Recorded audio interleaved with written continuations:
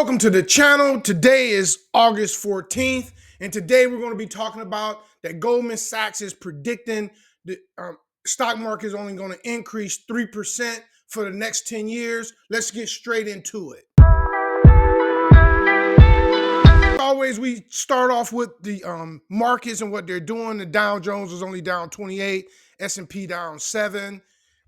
And again, and I try to always talk about the 10-year yield. It's down to 4.42. It's still kind of climbing. It's down today. It was up yesterday off the PCI report, off the inflation report. So they did increase some. I don't know. As I talked about in the past, the concerning part to me is that the Fed is lowering interest rates and traders are taking the 10-year yield up. That can only mean one or two things. They're worried about the U.S. government debt, or they see inflation on the way, which could lead to a hard time. You know, it's making things more expensive. Real estate loans are now back up to over 7%. And car loans and stuff is still high. And to get this economy going again, we probably need interest rates to come down. So Goldman Sachs, I'm going to read this little part right here, and then we'll talk about what exactly is Goldman Sachs saying in this. Goldman Sachs forecasts that over the next decade, the S&P 500 will yield an annualized return of 3%, significantly lower than the 13% yearly return over the past 10 years. David Cushton, a Goldman Sachs chief U.S. equity strategist, offered this view in a note on Thursday, which is noticeably below the general market's consensus of 6%. Why do I think he said we're going to grow by 3% over the next 10 years?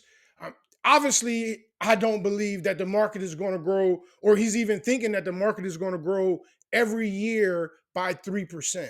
And don't equal out the 30%, because you have, if it was up 3%, it would have a return of another 3%. So it'll be, let's say it'll be around 33%, something like that, when you include the gains from the year before.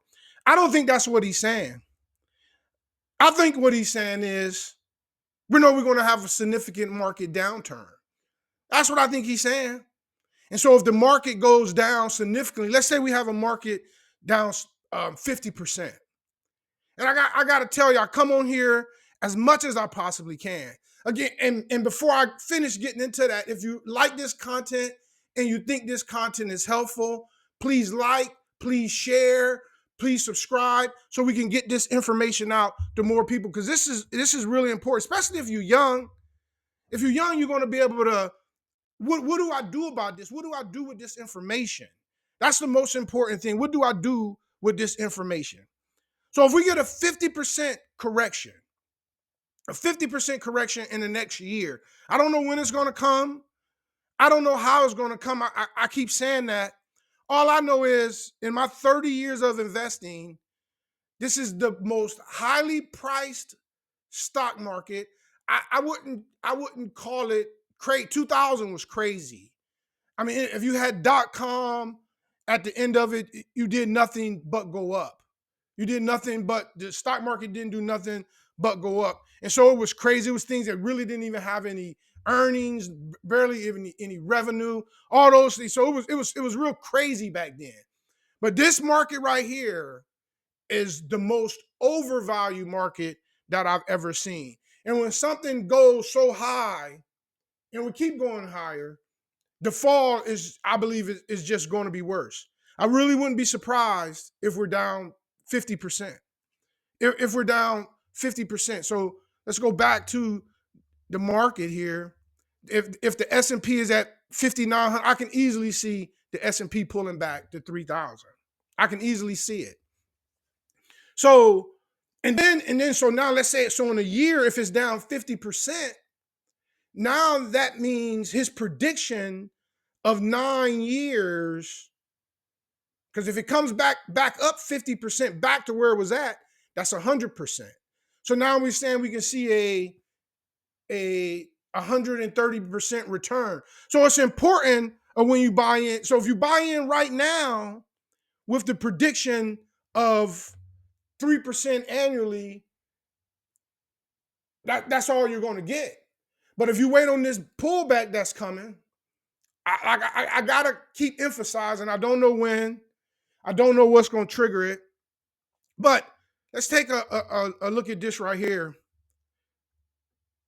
Um, it's bubbling all around our feet, and it's out there. Nissan just this week announced that they were laying off, I believe 9,000 workers. Yeah, they're laying off 9,000 workers.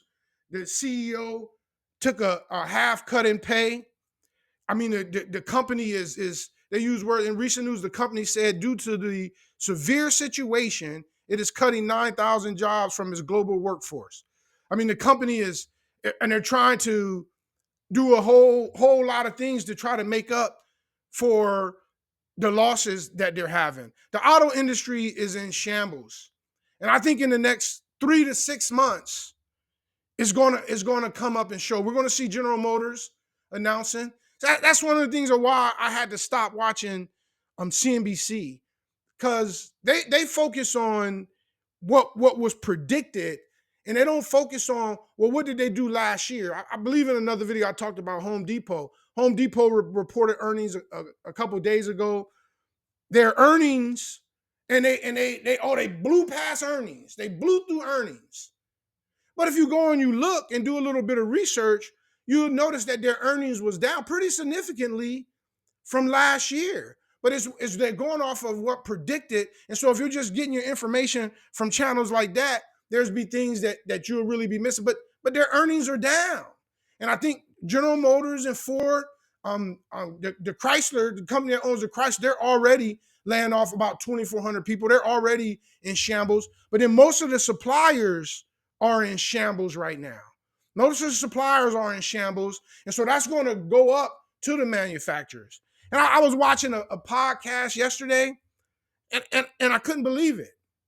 They said that in 2002, Walmart imported 1.9, I believe 1.9 trillion tons of goods in 2022, getting ready for Christmas. In 2023, they imported 900 million tons of goods. And this year they said they're only importing 300 million tons of goods, which they're basically saying it's not going to be a Merry Christmas. That's what they're saying. So when all this starts to come to fruition, and I really hope it happens before the new president gets into office, because I think it'd be better for the whole country if it don't start going down when he's in office, and if it starts before he's in office, he can do what all presidents do. They can blame their predecessor for the problems, and now they got to clean it up. I think that'd be better for the whole country. So what should you be doing? What should you be doing to prepare for what's coming? That we can see what's coming. And going back to my T-bills, remember I told y'all I bought a T-bill today paying a little over 4.5%.